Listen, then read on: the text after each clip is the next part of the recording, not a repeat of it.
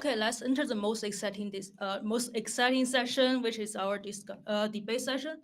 Welcome all the debaters. Come to the front, and let's have the team sit in the left 3 chairs, and moderator sitting in the middle, and the team no sitting in the right 3 chairs.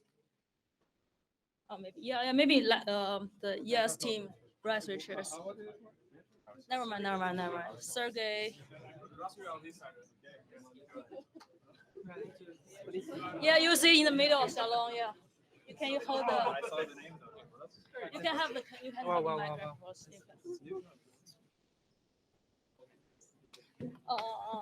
I need to switch here a little bit. Oh, wait. This is.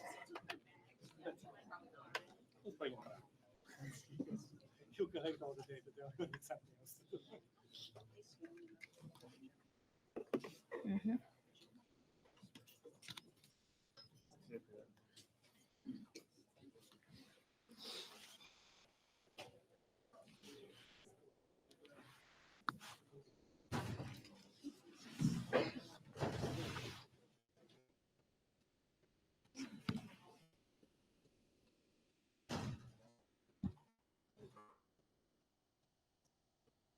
Okay, glad to see a lot of people coming to the debate section, and happy to host for the most exciting part of our workshop.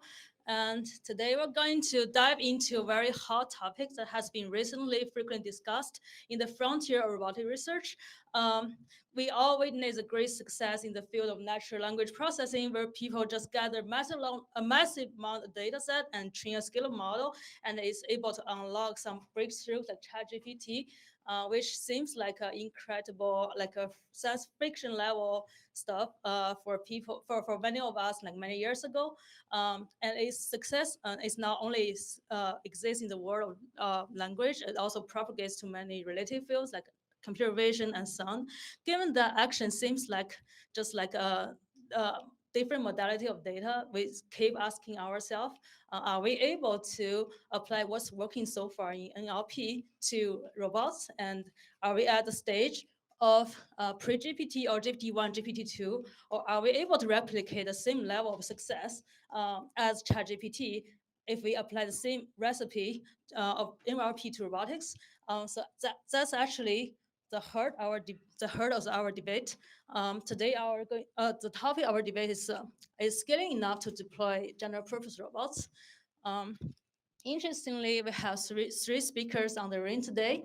On the team, yes, we have Chelsea Finn, Sergey Levin, and Ross Tedrick going all the way towards scaling up. And on the team, no, they said, oh, maybe hold on, robotics is very different. We have some special problem there. We cannot just directly apply the same recipe in NLP. We have some special playbook for robotics to solve the special circumstances here.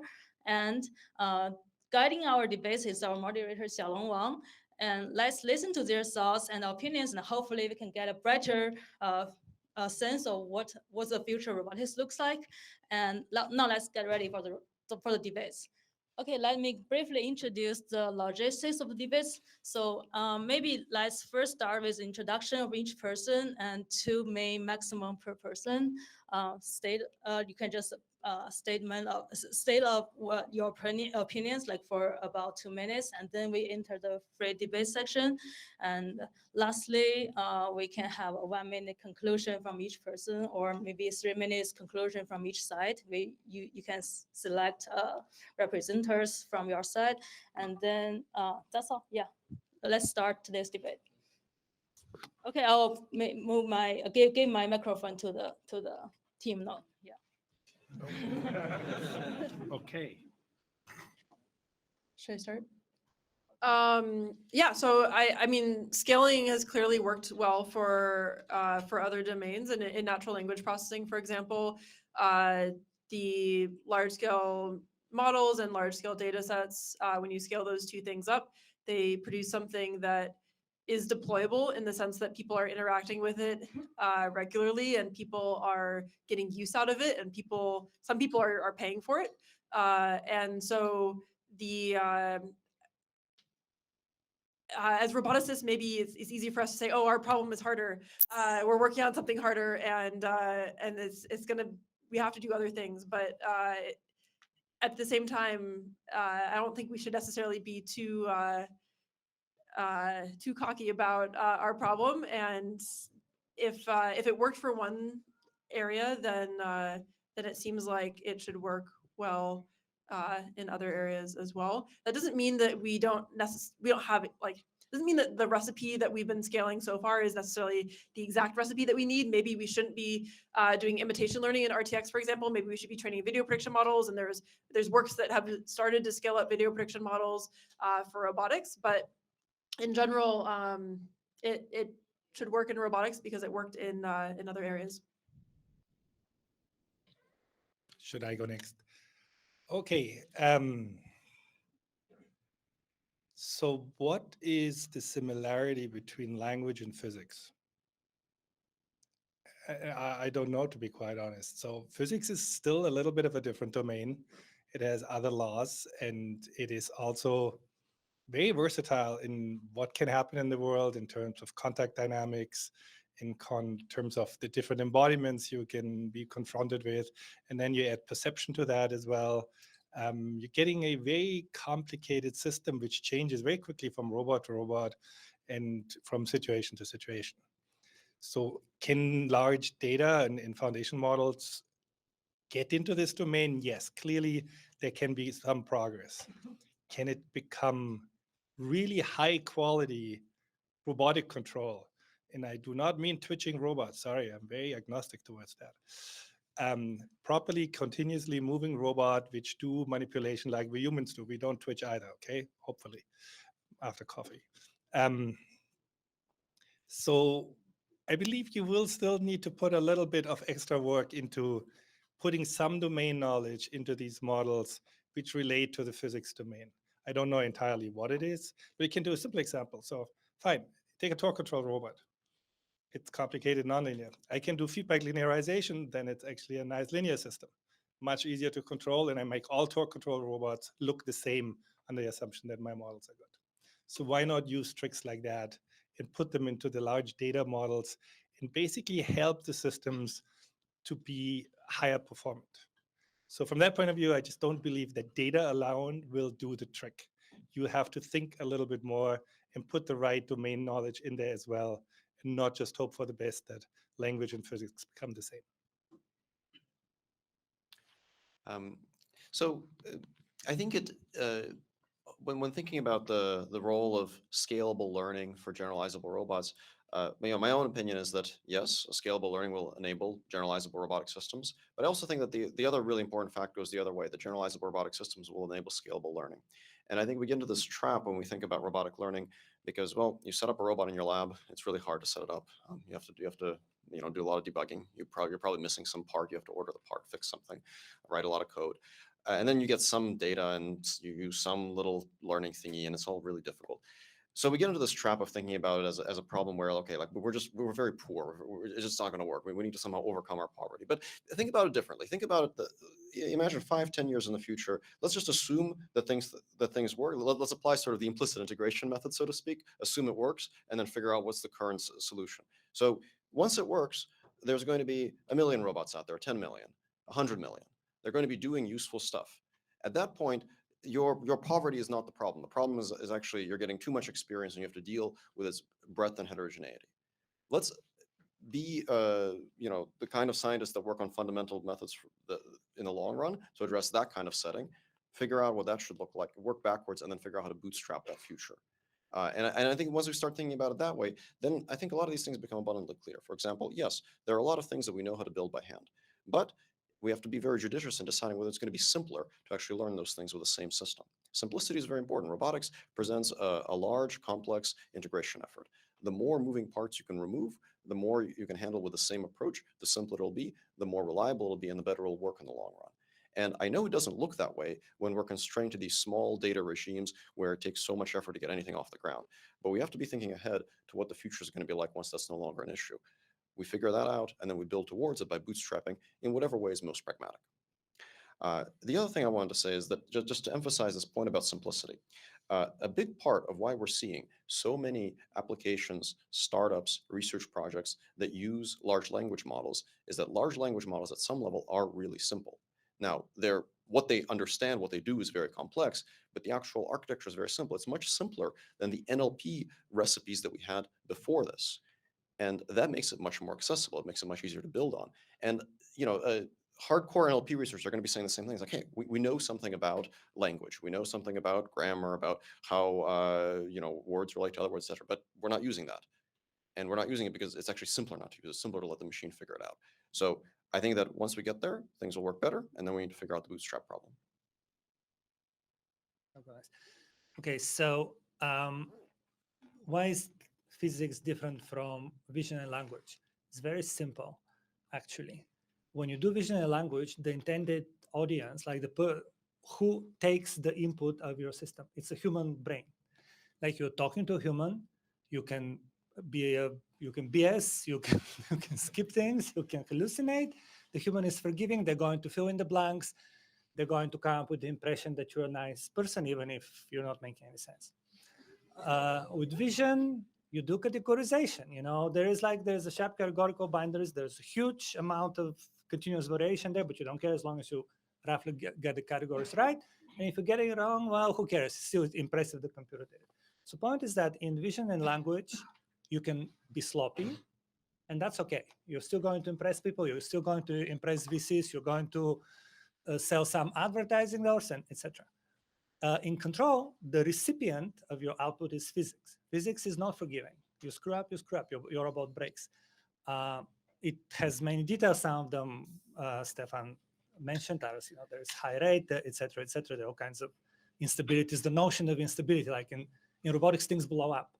What does it mean to blow up in language? Well, there's no such thing, right? So some of the really hard things in robotics, they have no analog. And related to that, I mean, yeah, there's a lot of excitement in these big data-driven LLMs, etc. But if you look at ChatGPT, it looks like a polished idiot, right? It's really beautiful, elegant, and then you realize, like, oh my God, that doesn't make sense, or it's just hallucinating.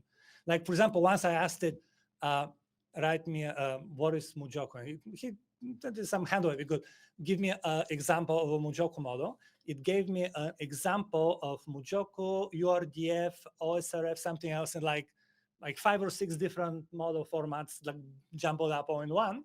If you kind of look at it, they can vaguely make sense. I can probably guess what robot is trying to describe, but it's just not accurate.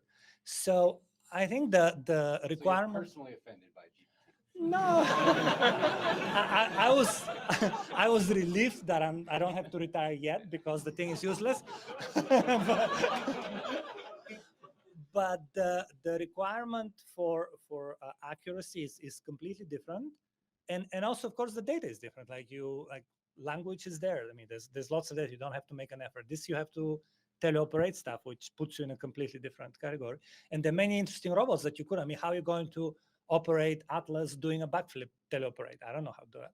How are you going to teleoperate some hand that's different from your hand and you want to do some dynamic manipulation? That's hard. How do you teleoperate quadruped? So a lot of the robots out there are not humanoid. They have some kind of strange morphology and actuators.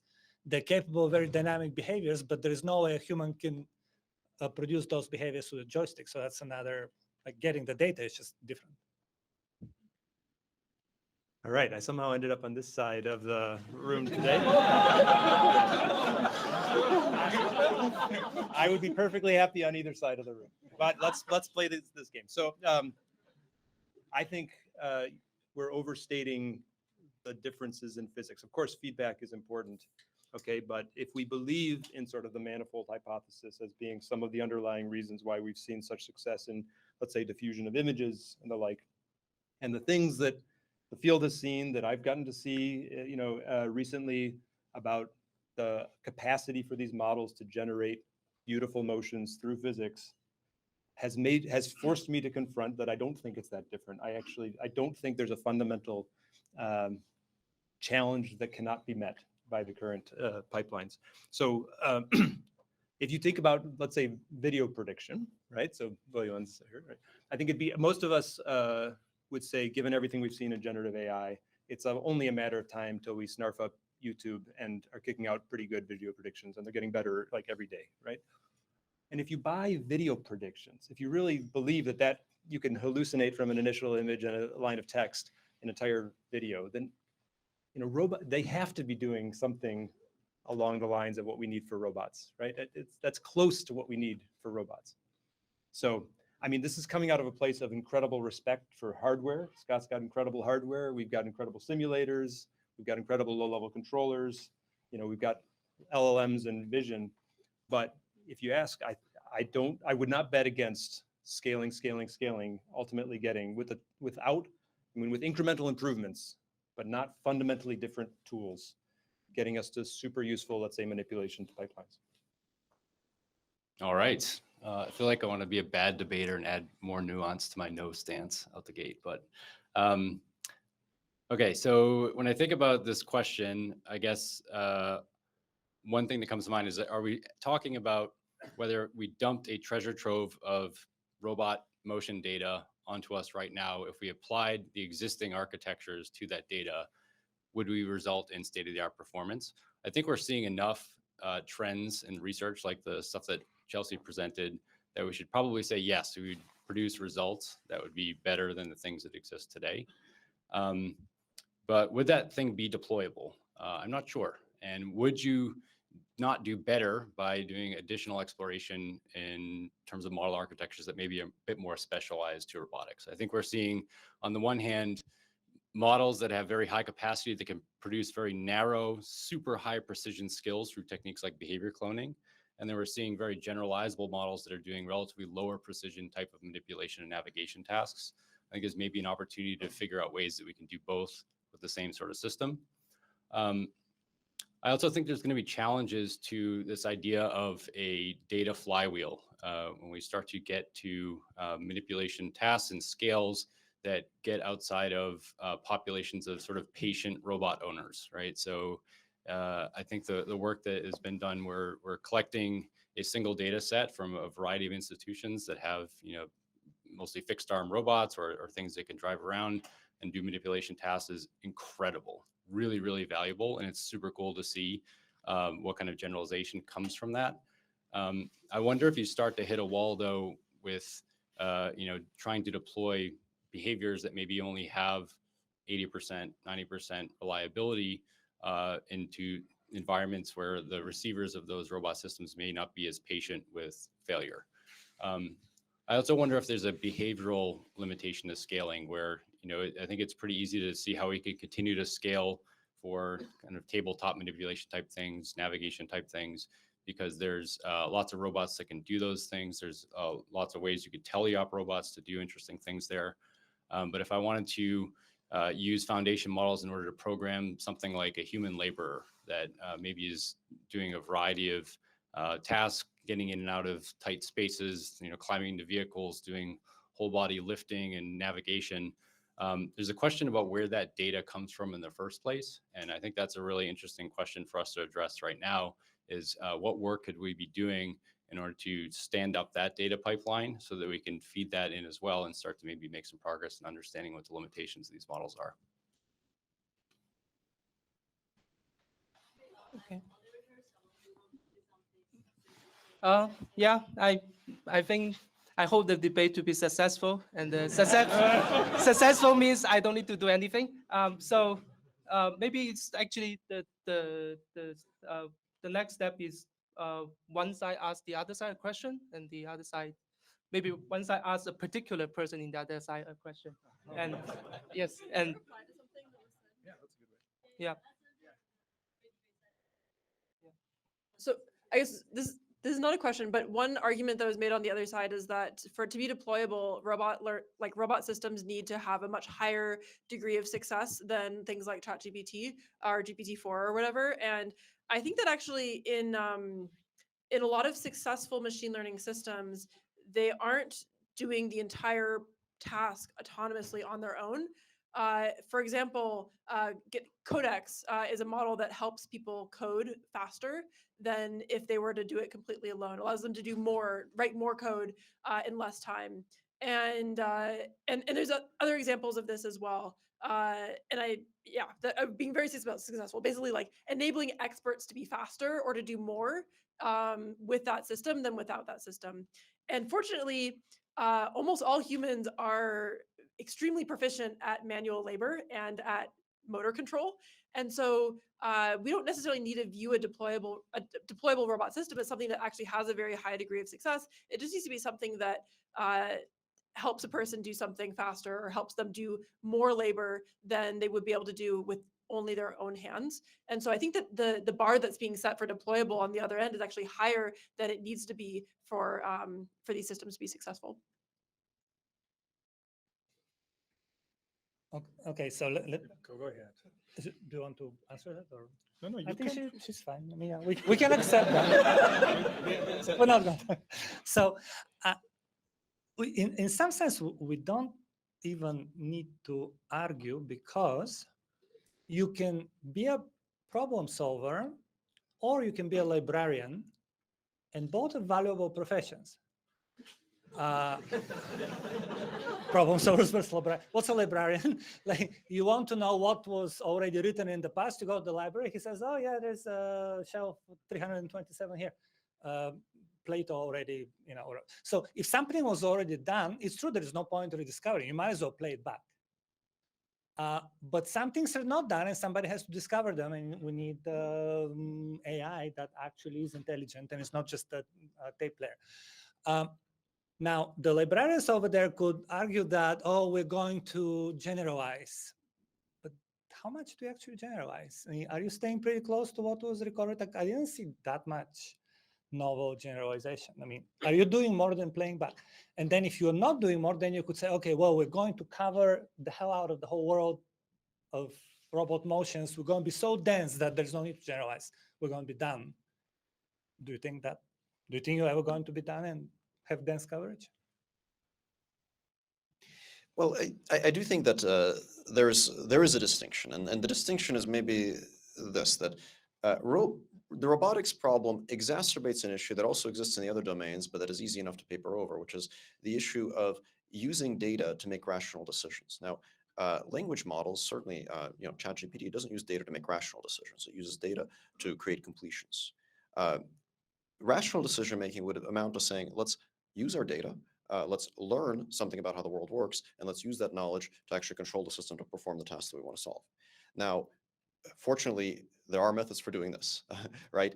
As Russ said before, if you can get a good, let's say, video prediction model, it means that you're understanding something about the physical process. Once you have that, well, great. Now you can use your favorite reinforcement learning procedure, get a controller that actually solves the task. It's not necessarily saying that we're going to scale up learning isn't equivalent to saying we're going to scale up supervised learning. And I think that one of the big mistakes, or maybe it's not, I wouldn't go so much to say it's a mistake, but maybe a shortcoming of current ways that people attempt to control language models is that they don't bring in the formalism of rational decision making, but they can. And I think increasingly we'll see more and more of this, because what language models really are is predictive models of how humans behave, how humans type on a computer. In the same way, video prediction models are predictive models of how the system in the video will behave. That's a tremendously powerful tool, and that's very scalable. We just need to use it appropriately so that we can make do with suboptimal data in cases like the aforementioned humanoids, where we're not going to be doing imitation learning. But that can still be addressed by scaling up learning methods. But that puts you on our team. Well, Come over. Sure. Yeah, if you say so. But one quick follow-up question to this. What is rational decision making in continuous control? Maximizing utility function. That means there is one. But didn't we try to avoid them recently? I don't know, the revenue of your robotics company. That can be your utility function. No, but the thing is, in decision making, which is usually a classification task, rationality is easier. It's like you're above or below 50%, whatever correctness. It means optimal control or reinforcement. Yes, but then we are back to this cost function design, which everybody tries to avoid like crazy. So then we can do success rates, maybe. Okay, fair enough. Just curious. I mean, I think there's definitely technical problems to address there, but it doesn't seem like there's anything indicating those technical problems are fundamentally unsolvable. I mean, like I said, it could be the revenue of your company. If you have a powerful enough algorithm, you could probably do that. Maybe more realistically, something with feedback from your customers as to whether they're happy with what your robot is doing. Let me just say something about the video point that Russ made. So you can predict videos. You can get all the pixels wrong. You can get a lot of details wrong, but humans only pay attention to certain. You know these old psychology videos where you ask you have to count how many times two teams pass basketball, and then a gorilla comes into the room and nobody sees that. A robot will see that if you play that through the physics, but a human won't see it. So producing videos that are convincing to a human is not at all the same thing as producing control signals that will make a robot behave properly. Because human has limited attention span and only pays attention to some things. And learning may be very good at figuring out what are the things that human pay attention to and get those right and all the details wrong.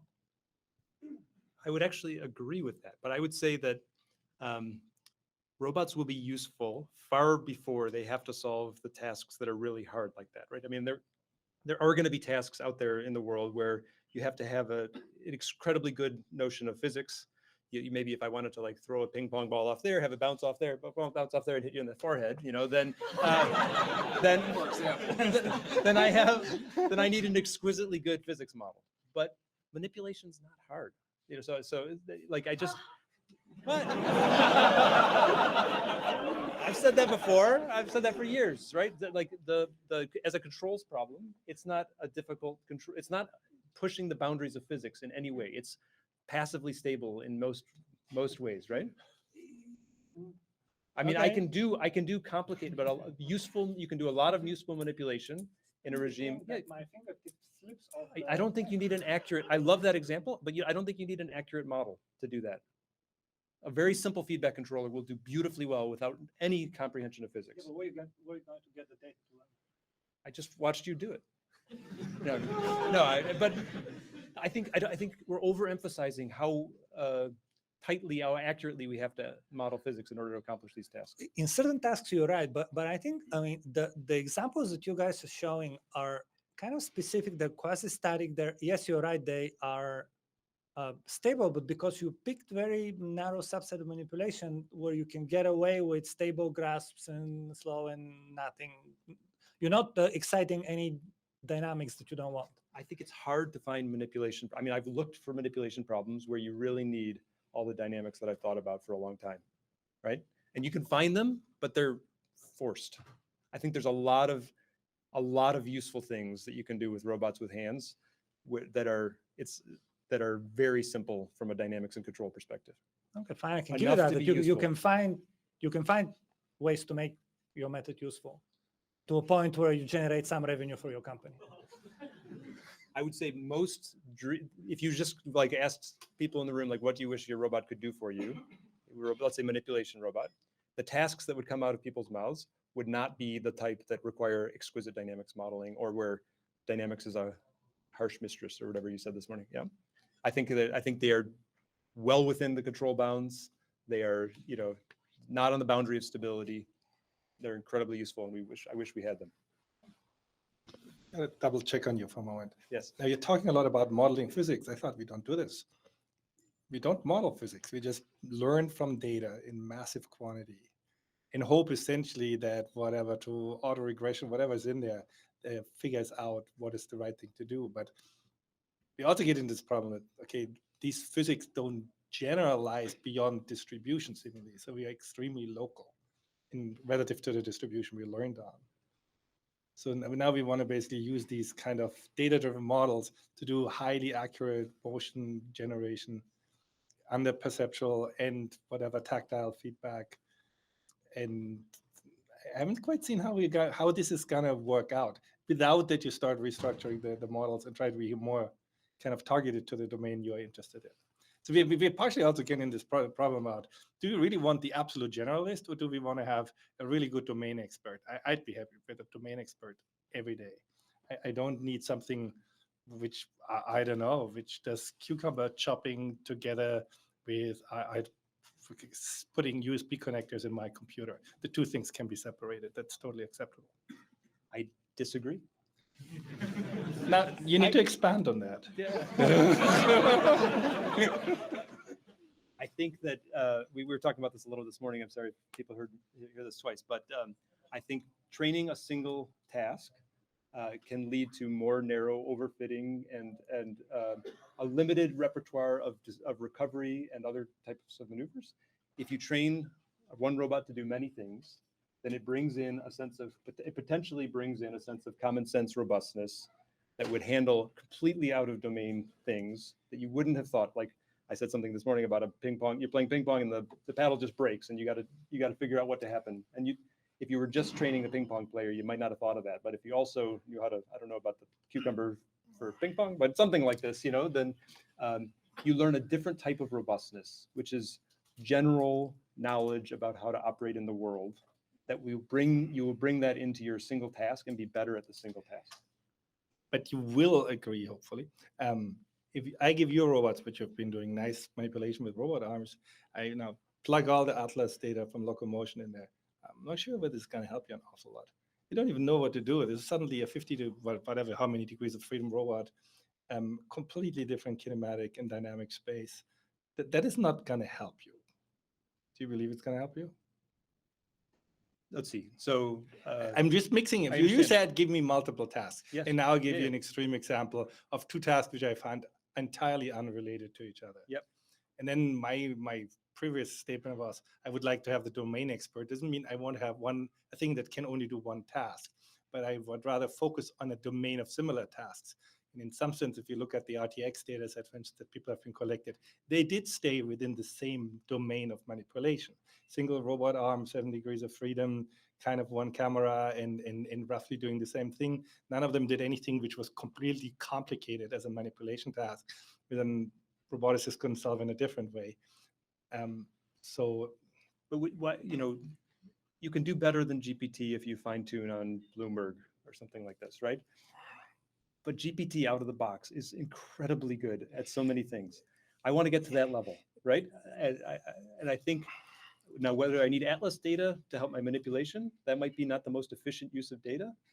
But I do think having data in different domains, potentially high quality data, but in different domains, puts pressure on the models that forces them to learn more, hopefully general things about the world. And you're right, I'm not explicitly making a dynamics model. It's just coming out, but I was pushing back early on just the notion that somehow people are forgiving, but physics is not forgiving. I don't think that's true for a lot of the tasks we need. If I can add to that, I think Russ's point about the robustness from multitask learning is that there's a lot of nuance to that, right? Even in the Atlas example, right? If you're doing manipulation with a robot that has legs, even if you don't need the legs to do the manipulation, well, now if someone put the carrot, and 10 feet to the left, now suddenly all those walking skills come in really handy. So that point about robustness, there's a lot of subtlety in that, is that by being able to deploy a variety of behaviors, you can now tackle tasks with whatever behavior is most appropriate for that task, and that actually gives you robustness. Now, there is a very important caveat with this, is that you have to use the data properly. You have to use it in a way that the robot is aware that those skills can actually tackle those particular challenges. Now, I know of one way to do that with reinforcement learning. I know that offline RL is capable of making those kinds of inferences. Learning dynamics models also allows you to make those inferences. As far as I know, imitation learning does not. But there's lots of ways to bridge that gap with conditional imitation learning and things like that. So we have to make those choices carefully, but it's still data-driven learning in the end. And I think that that robustness that comes from the multitask training really shouldn't be understated. It can come in a lot of really interesting places. So let's talk about algorithms a little bit. I mean, at the end of the day, we're all doing optimization. We're minimizing some performance criteria, whether it ends up fitting data or whatever. On our side here, we're using algorithms that have been around for a long time, and they're very fine-tuned, and we're pretty happy with them. There's room for improvement, but we're probably very close to what they would be.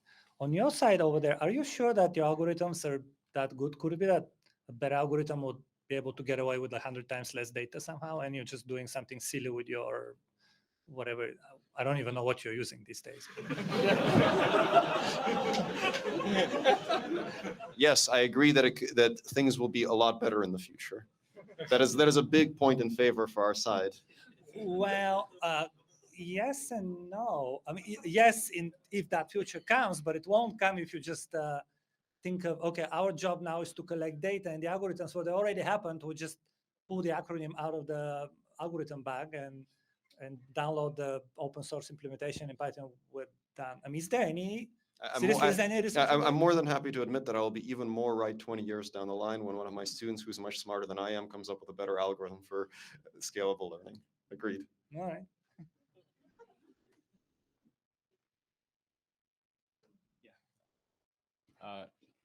Maybe we can go back to this question of deployability, and one of the things that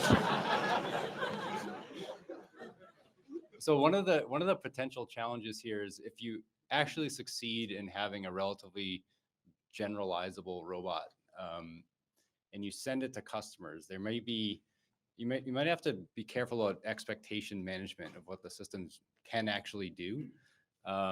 You know, if I deploy a warehouse robot that's trying to team lift a bathtub with a person who works in the factory, and it produces a few crappy tokens in the process and drops the bathtub, that's pretty bad.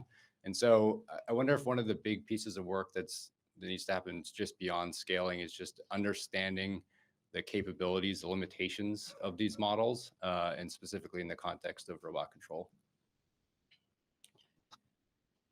Yeah, I think that I suspect that people will naturally not trust it to lift the bathtub on day one, and will probably start by giving it things in more child-safe environments in some ways. Like with a little kid, you don't like give them knives on day one, typically. I'm not a parent, but I think that's what you do.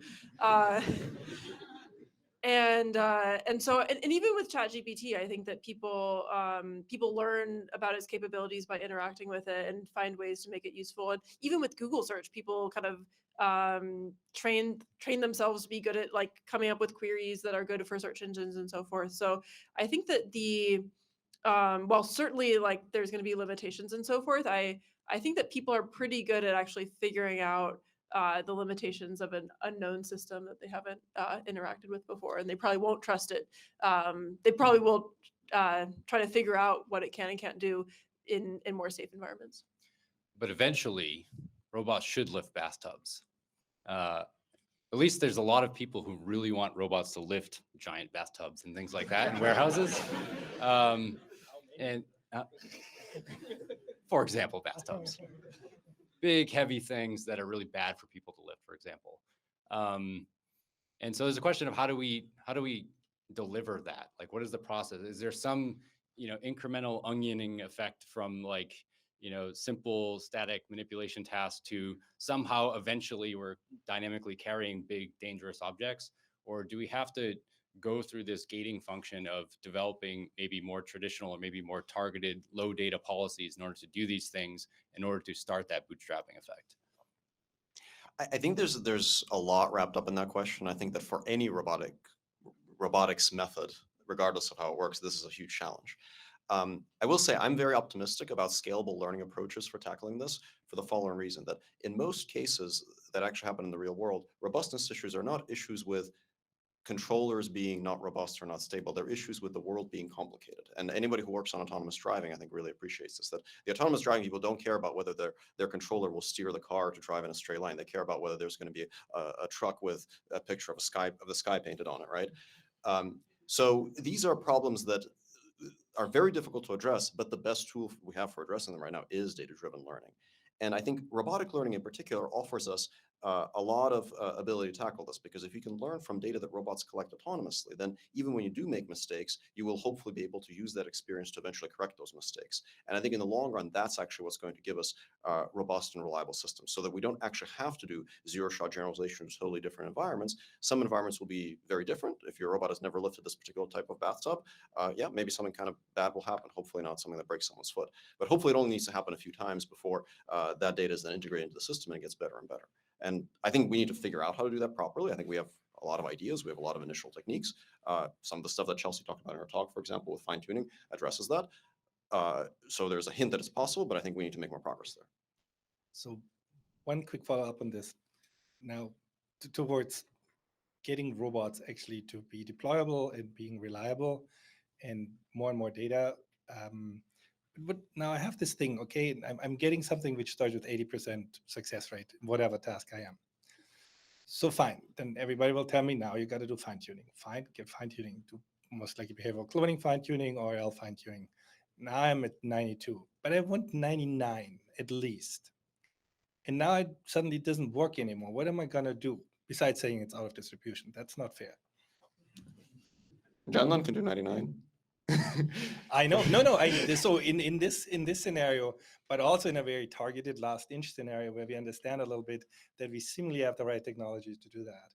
Now, but you guys want to go into the much bigger scenarios, much more complex and long-term manipulation, where the kind of turning knobs you're getting to improve and get to this high quality performance. Well, let's put it this way: nobody has exercised them. Otherwise, everybody will run around with 99.9% success rates. And what we're seeing is mostly not even close to that. I mean, I think the way to do it is to make the system human in the loop in some way. I think that like machine learning systems, they work really well when there's a human that's helping out in some way, and you can make them faster. And you can deploy something with a human in the loop. It doesn't have to be a fully autonomous system. So that now exactly human in the loop, when you say that, it means if the robot screws up, some human comes and helps it out and it restarts it, or just double checking, just Yeah, something like that. okay. No, this is, I think it's a very valuable idea. Like if you want to get something done and the robots are not good enough and they're at 90%, and you have then one human supervisor who helps fixing stuff, that is totally reasonable. You would want to learn from this, what Sergey just said before. If there's corrections, then hopefully that'll get better. But the interesting question is really, how hard is it to get to this really high quality performance that people will accept outside? Do we have an estimate of what humans are at in terms of percentage on some of these tasks? So I suspect that actually on some tasks, humans are actually not at 99%. Okay, examples. Okay, I'm emptying my dishwasher. I don't screw up, guaranteed. I getting out of my bed. I don't fall over. Quite amazing. So I actually don't know so many tasks where I'm screwing up an awful lot. It happens really rarely. No, I have so- recovery maneuvers. Okay, that I'm not doing first shot perfect. Yes, exactly. That's what I was going to push on. So have you ever seen the video Matt Mason made of like a high-speed video of people getting candy out of the candy store, right? And you sort of have this picture in your head that it's just going to be this elegant go in and grab the thing, but it's actually like a complete miss and then recovery and things are sliding. And if you look at the details, I think there's actually a lot of failure in the first pass. And the thing that the common sense recovery, the robustness that we could potentially get of being able to, address things in fundamentally different ways, not on the main distribution. I don't know a different way to get that yet. I mean, there should be other ways to think about that. But right now, we're seeing glimmers of it coming from these big models that I can't get any other way. And I think that is going to take us, so we had an example where we were pushing a box in a shelf, like a cube that was exactly the same size as the box, right? And you kind of think maybe it's going to push it in and just be done, but it gets stuck. And if you watch the policy being so persistent, it's just like, and it just kept trying, and like it failed and it fell off, and it just, it never stopped. And it eventually got the box into the thing. There's something extremely compelling to me about that. At the dynamics and control level, seeing a type of robustness that I would never have programmed, I wouldn't have seen that directly out of MPC because it was taking fundamentally different approaches. That for me, that's incredibly compelling. Now, Scott, you should disagree with that because MPC does it all. I do not disagree. Debate fail. But you get recovery behaviors in Atlas from your technology. Yeah, but the kind of thing that Russ is talking about specifically, I wouldn't expect to see from MPC because MPC, as we've set it up, is basically trying to track reference signals. And what Russ is talking about is a sort of exploratory behavior in order to achieve some goal. And that's not necessarily the kind of thing that we see coming out of MPC. But it is the kind of thing we see when we do like RL, for example. Yeah, you need a policy of some sort, which is learned offline, but that doesn't mean it was learned by imitating human data. You know, it could be learned by doing some kind of optimization. It could be learned by a bunch of human engineers building boxes and connecting them and figuring out over the years that that's good enough to do all kinds of locomotion. So that, I mean, their quadrupeds do pretty amazing recovery maneuvers, right? It wasn't learned from data. Right, but I think a lot of the manipulation tasks, if any one objective, any one task specification is going to lead you to design a policy that thinks about what was immediately relevant for that task and the domains that you put into your domain randomization algorithm. And I think something potentially very different comes out if you're watching people fail in lots of different ways. I actually don't think it's BC versus RL versus what whatever. stops me from putting more stuff in my domain randomization schedule? Yeah, no, I'm worried more about a narrow specification of the task. Yeah, right? but why does it have to be narrow? I mean, if we're going to have the compute power to process vast libraries of data, why don't we have the compute power to do No, I get it. RL on a completely No, different that's level fine. with So a then lot you're, more tasks? but then you're on our side. No, because so- you guys are talking about data. But that you're just generating data, right? And I think maybe one thing I could disagree with there is I do think that in the long run, it's actually going to be easier to collect data than to generate it. And there's a long and nuanced argument, but I'll give the simple and the kind of shallow argument. The simple and shallow argument is that in computer vision, nobody bothers to generate synthetic data for production level applications. Certainly in NLP, insofar as synthetic data is used, it's mostly used to instruction tune models, not to pack more knowledge into them. And the reason for that is that in those domains, the real data is just easier to produce. And I think that in robotics, we'll see that too. It just doesn't look like that right now because robots are largely laboratory experiments. But once they're no longer laboratory experiments, once they actually exist out in the world, it'll probably be a lot easier to get all of that variability from real data. And furthermore, that will allow us to not have a gap between training and test distributions, because if that data comes from exactly those problem settings where the robots are actually doing their job, then the distributional shift issue also goes away. So you seem to be saying that once we solve robotics, we can imitate that and solve it all over again with the same data. Like the difference in vision and NLP is like somebody else generated the data. It wasn't a vision system that generated data. Like there's a camera pointed at the world or humans typing whatever. And now you're trying to mimic that. But in robotics, the robots that do solve the task don't exist yet. So we can't get data from them. Well, okay, so take autonomous driving, for example, right? If you're Tesla, you don't worry about how much data you have. What you worry about is what you do with that data and how to build sufficiently scalable methods to utilize it. Now, for robotic manipulation, that's not the state where things are at, but that's it's a one-time kind of O of one cost to get something figured out, to get the systems out there, and it could be incremental. I mean, that's not. I don't want to minimize the challenge of getting a practical deployed robotic system, but it's certainly not the case that it has to be 100% capable at everything from day one. Right. So Tesla is actually not a good example because that's a robot that was designed to be teleoperated. That's a car, right? There are no other robots like that. I just have a slightly sidetracking question I'm curious about. And that is essentially, who is actually capable of computing these models at some point anymore? Financially and, well, hardware-wise. It was actually a nice statistics which I saw recently by some, I think, McKinsey person about where all this kind of generative AI is happening. And in essence, there are 10 places which compute 99 plus something of these kind of things. Is that going to be a problem at some point? Just curious, since I know compute costs money, even at Google. We just need to hope that our computer architecture friends come through. Okay, Moore's law. Well, how big are your models? 65 billion. I mean, RT2X is 65 billion parameters. 6 billion? So where is that train? Google. Oh. Well, but okay, the VLM it's pre-trained, and so I mean, fine-tuning it is also takes a lot of compute, but like once you have a pre-trained model, it takes a lot less compute to fine-tune the robot model.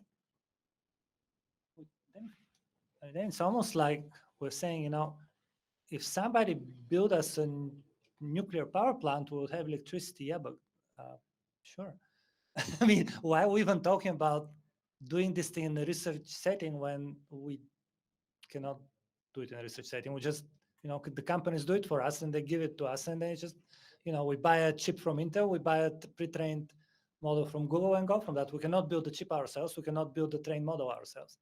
So our place in this food chain is to, I don't know, prompt engineer the Google model. What can we do actually? Oh, come on. So I actually, I worry about this too. But that, I mean, if we're going to understand something fundamental about the problem, and there's an opportunity to do that, then we must do that at any cost. I mean, all kinds of sciences write big proposals to NSF to get, CERN built or LIGO or something like this, right? And because they needed to do something expensive and fundamentally big in order to understand something fundamental. We can't run away with our heads, No, yes. we should do it, but we can't. Like somebody else is doing it. Is all I'm saying.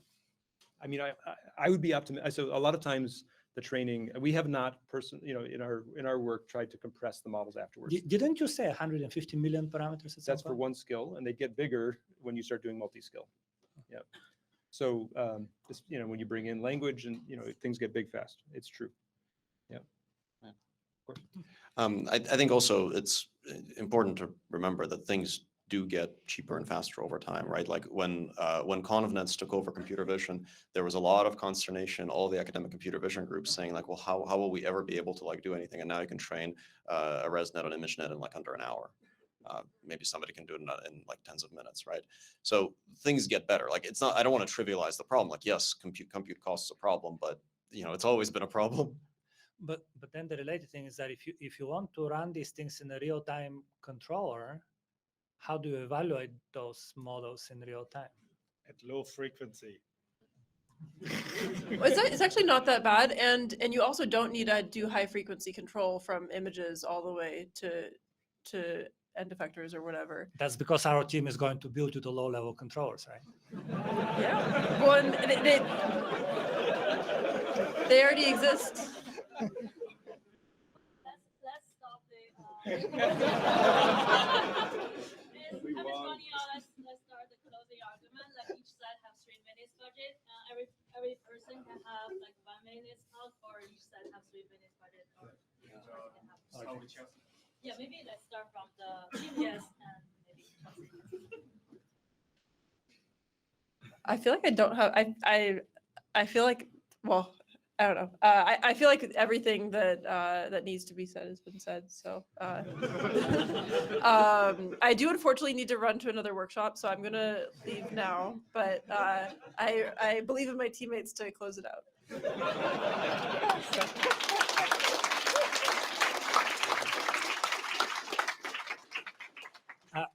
So I actually think that the answer is both. I mean, we want, for those of us who do control and high performance and optimization, whatever, we need a good initialization. I'm very happy with Sergey or Ras or somebody else giving us a sloppy but kind of plausible solution that is going to take me a very long time to discover myself for all the reasons that Ras said, that they're kind of common sense thing. I don't want my optimizer to be discovering common sense in real time, but I can improve the solution that comes out of data in real time. So basically, I think there's room for both working together at the end. Sure. So I'm going to go home and work on like semi-definite programming tonight, just so you know. Like the question of, is scaling enough is a different question than what do I think I can most uniquely contribute to the world. And my goal also is more than to get a robot that is sort of slightly is useful. I want to fundamentally understand what's happening in these systems.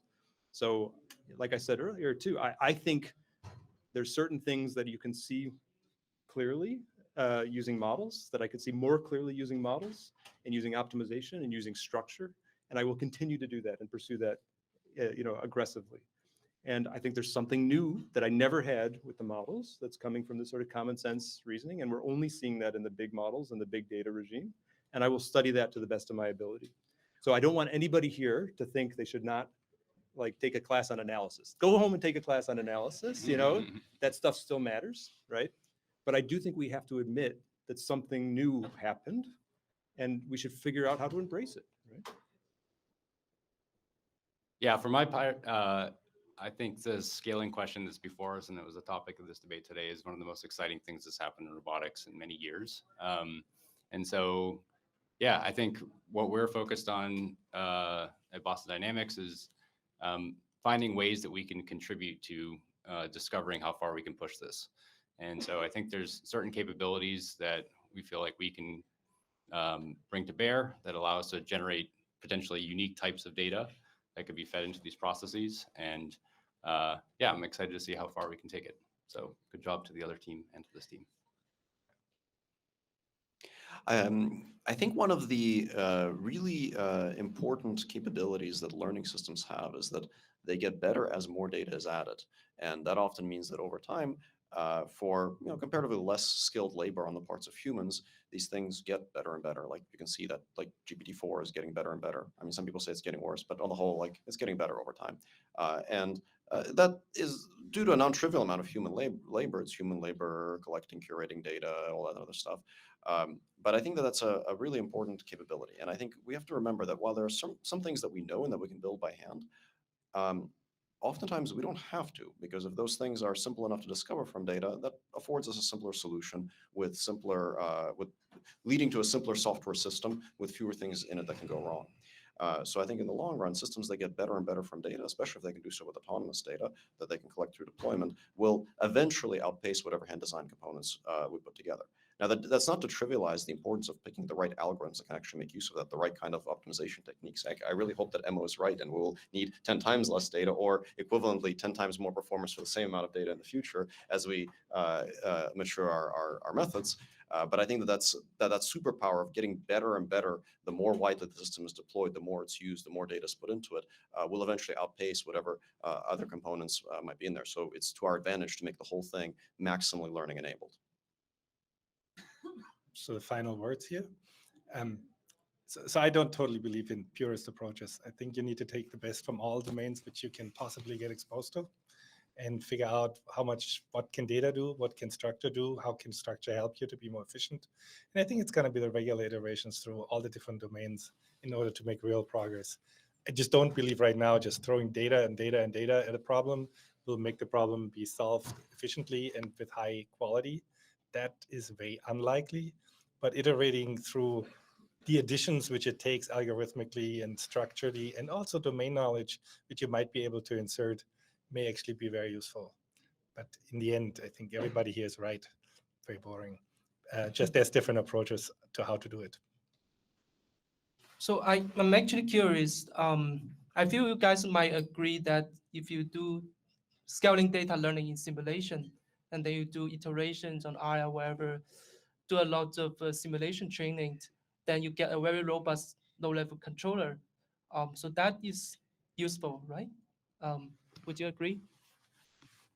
I mean, yeah, actually, one of the things I showed in my talk was like trajectory optimization. Then you're caching that into some policy. So that thing can bootstrap itself and generate its own data forever and get better and better, presumably. You're not going to get the diversity. Well, if you do a lot of tasks and a lot of domain randomization, yeah, so you could in principle get the data that way.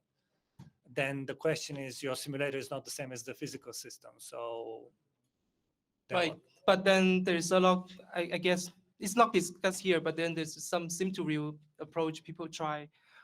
So I feel like in some sense it's really where you get the data, right? You get from simulation or you get from the real, but the methodology developed on top can actually still be like used at the same time. Yeah. I mean, it's important to understand that simulator is not, you need a policy to get the data. A simulator doesn't give you a policy. You need an optimizer on top of a simulator that can replace the human generating the data. Okay.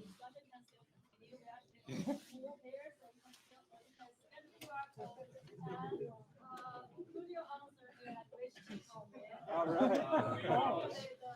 Share the result immediately. Yeah, well, we can start the video. Yeah, continue. And we can We should bring this up. Otherwise, people need to do something else as well. Okay, do we still want to? All right, good. All done. Yay.